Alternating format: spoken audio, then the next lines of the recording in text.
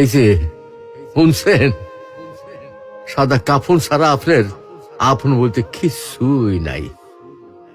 হকগুলো এই স্বার্থের কাঙ্গাল, বুঝলেন? এই স্বার্থ ফুরাই গেলে গা হকগুলি আপনার সাইডে চলে যাবো গা। আর যখন হকগুলি আপনার সাইডে যাইব, তখন দেখবেন আপনার এই সাদা কাফনই একমাত্র আপন হয়ে থাকবো। তা বা কয়দিন কন? আহারে জীবন, কিসের লাইগা এত কিছু করতেছি? এরই নাম কি জীবন? এই আছি, এইটাই ফুটুস ফুটুস। কিছুই তো আমার লোকে কবরে যাইব না।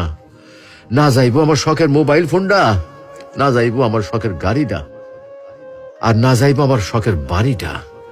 কিছুই সাথে যাইব না। এগুলা ভাববার মধ্যে কি আর সময় হয় আমাগর? আমরা কত ব্যস্ত, তাই না? আহারে জীবন। আসুন সময় থাকতে ইমানের পরিচর্যা করি, পরকালের পাথেয় গুছাই, পরকালের কথা ভাবি।